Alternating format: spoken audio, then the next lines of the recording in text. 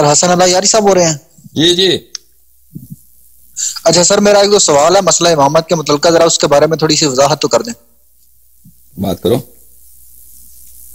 سر پہلی بات یہ ہے کہ آپ نے اپنے ایک لیکچر میں کافی عرصہ پہلے یہ بات کی تھی کہ صحیح بخاری کی حدیث کا آپ نے ریفرنس دیا تھا کہ رسول خدا فرماتے ہیں کہ میرے بعد 12 خلفاء ہوں گے. ٹھیک ہے، تو اس کے بارے میں مولانا اسحاق اور محمد علی انجینئر صاحب کہتے ہیں کہ یہ جو 12 اماموں والی حدیث ہے نا، 12 خلیفوں والی، یہ ائمہ اہل بیت پر نہیں لگتی، کیونکہ ائمہ اہل بیت جو ان میں مولا علی اور امام حسن علیہ السلام کے بعد کسی کو خلافت نہیں ملی. ٹھیک ہے، تو مجھے ایک تو آپ نے یہ واضح کرنا ہے کہ کیا کسی امام کے لیے یا خلیفہ کے لیے دنیاوی حکومت ہونا ضروری ہے یا نہیں ہے؟ تو اگر باقی جو ائمہ ہیں وہ کس طرح امام؟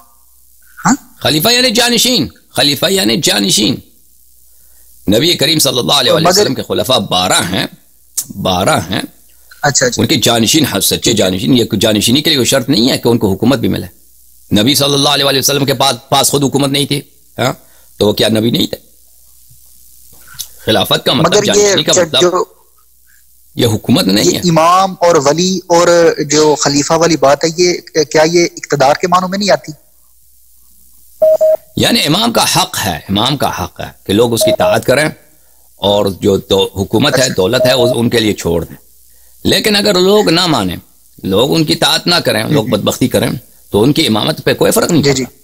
جیسے رسول کریم صلی اللہ علیہ وسلم کا حق یہ ہے کہ ان کی حیات میں سب لوگ ان کی اطاعت کریں، سب لوگ ان کی اطاعت کریں. سب حکومت، جتنی حکومتیں ہیں، مثلا حکومت ایران ہے، حکومت روم ہے، جتنے کفار مشرکین جتنے، یہ سب ان کی اطاعت کریں. اگر وہ تعمیل نہیں کرتے تو اس کا مطلب یہ نہیں ہے کہ وہ اللہ کے نبی نہیں ہیں، اللہ کے خلیفے نہیں ہیں.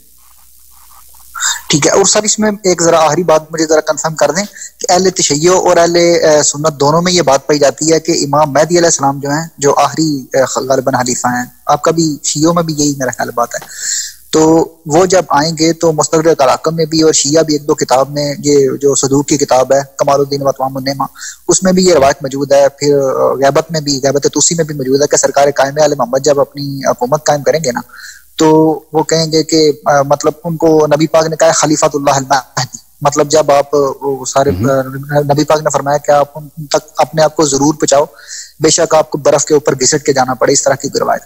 تو وہ جو سرکار قائم علیہ محمد جو آپ خود کو کہیں گے کہ میں یہ مطلب یہ میرے ہاتھ پہ بیعت کرو خاص ید اللہ، اور اس طرح کی وہ جو روایات ہیں شیعوں کے اندر، اور جناب رسول خدا کا کہنا کہ وہ اللہ کا خلیفہ ہوگا، تو اس کے مطلب اس کے ذیل میں جتنی بھی روایات ملتی ہیں یا جناب رسول خدا کا جو قول ہے، اس سے تو یہ بات ثابت ہوتی ہے کہ وہ خلیفۃ اللہ ہونے کے ان کی حیثیت سے وہ دنیا پہ اپنی حکومت قائم کریں گے. کوئی اس طرح کی بات ہے شاید؟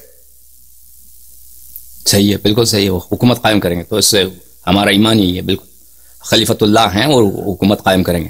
امیر المؤمنین علیہ السلام خلیفۃ اللہ ہیں، انہوں نے کچھ عرصہ ان کے پاس حکومت تھی اور خلیفۃ اللہ تھے، جب حکومت نہیں تھی بھی خلیفۃ اللہ تھے. امام جعفر صادق علیہ السلام کبھی ان کے پاس ظاہری حکومت نہیں تھا، خلیفۃ الرسول تھے، خلیفۃ اللہ تھے. بالکل خلافت اللہ، حضرت آدم علیہ السلام خلیفۃ اللہ تھے، ان کے پاس کوئی حکومت نہیں تھی. بھائی یہ خلافت اللہ کا مطلب یہ حکومت نہیں ہوتی. بھائی یہ آپ کے ذہن میں خلافت ہے نا، مسلمانوں میں یہ مشہور ہو گیا کہ حکومت کو خلافت کہنے لگے، کہ مسلمانوں میں صدیوں تک جتنی بادشاہتیں تھیں ان کی حکومت کو خلافت کہتے تھے. خلافت یعنی خلیفۃ الرسول ہے، لیکن خلافت کا مطلب یہ نہیں ہے حکومت.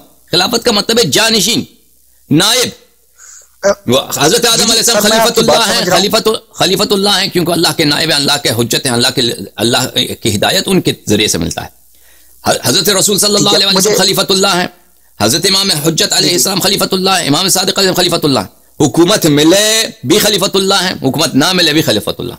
اب مسلمانوں میں یہ ہے نا کہ مسلمانوں میں مشہور ہو گئی کہ حکومت کو یہ خلافت کہنے لگے، لیکن یہ بعد میں ایک معنی حکومت کو معنی دیا گیا خلافت کا. لیکن یہ ایک زبان چینج ہو گئی، لغت چینج ہو گیا، لفظ چینج ہو گیا، بعد میں یہ چینج ہو گیا. لیکن جس زمانے میں رسول پاک صلی اللہ علیہ وسلم خلافت کی بات کرتے تھے وہ یعنی لفظی معنی جانشینی، نیابت.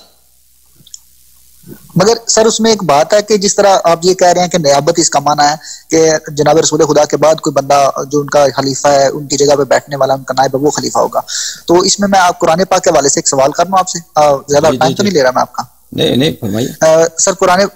قرآن پاک میں جناب داؤد علیہ السلام جو ہیں وہ جناب طالوت علیہ السلام کے غالباً جو ہے وہ خلیفہ بھی تھے، ان کے بعد مطلب ان کو حکومت ملی، اور اللہ نے ان کو سورہ مبارکہ بقرہ میں ملک بھی کہا ہے. اور جناب سلیمان جو ہیں وہ جناب داؤد علیہ السلام کے بعد اسی طرح جو ہے وہ مطلب یہ بنے ہیں، حاکم ہوئے ہیں ملک کے، اور اللہ نے کہا کہ میں نے ان کو جیسا ملک دیا ویسا کسی کو نہیں دیا. مگر جناب سلیمان کو اللہ نے ان کا خلیفہ نہیں کہا. قرآن پاک میں ان کے لیے لفظ غالباً استعمال نہیں ہوا جہاں تک میری معلومات ہے. تو جناب آدم کی جو آپ نے بات کی ہے کہ وہ اس طرح مطلب انہوں نے کوئی حکومت نہیں بنائی، تو اس کا یہ بھی وجہ ہو سکتی ہے کہ تب تو ان کے پاس کوئی رعایا نہیں تھی جب اللہ نے ان کو خلیفہ کہا ہے. حضرت آدم علیہ السلام کا عمر بہت زیادہ طویل تھا، بعد میں ان کے اولاد کی تعداد کافی بن گئی، اور اس زمانے میں نہیں معلوم اللہ کے کتنے مخلوقات زمین پہ رہتے تھے، اللہ کے کتنے مخلوقات ہوتے تھے، جن ہوتے تھے، جو بھی ہوتے تھے. بہرحال خلیفۃ اللہ ہوتے. اب حضرت سلیمان کو خلیفہ نہیں کہا گیا ہے، اس کا مطلب یہ نہیں ہے کہ وہ اللہ کا حجت نہیں، اللہ کا نمائندہ نہیں ہے، اللہ کا نائب نہیں ہے. مگر بہرحال جو میں بات پوچھنا چاہ رہا ہوں وہ یہ ہے کہ جناب آدم علیہ السلام جو ہے وہ بھی ظاہری بات ہے واجب الاطاعت تھے، جو بھی ان کے دور میں تھا کوئی اور بادشاہ نہیں تھا جہاں تک میری معلومات ہے. اگر آپ کی معلومات میں ہے تو میری بہرحال عزیز یہ میرے بھائی، خلافت کا مطلب بادشاہت نہیں ہے، خلافت کا مطلب حکومت نہیں ہے، ٹھیک ہے نا. جو سلطنت بادشاہت ہوتا ہے وہ کوئی گورنمنٹ جو ہے جمہوریت ہو یا موروثیت ہو، جو بھی ہو. خلافت جو احادیث میں آیا ہے، خلافت وہ لغوی معنوں میں آیا ہے کہ یہ اللہ کا جانشین، اللہ کا وکیل، اللہ کا نمائندہ، اللہ کا لوگوں میں سفیر، اللہ کا حجت ہو لوگوں میں، اللہ کی طرف سے کوئی ہادی ہو، اللہ کا نائب ہو، یا رسول صلی اللہ علیہ وسلم کا نائب ہو. خلافت کا مطلب حکومت نہیں ہے.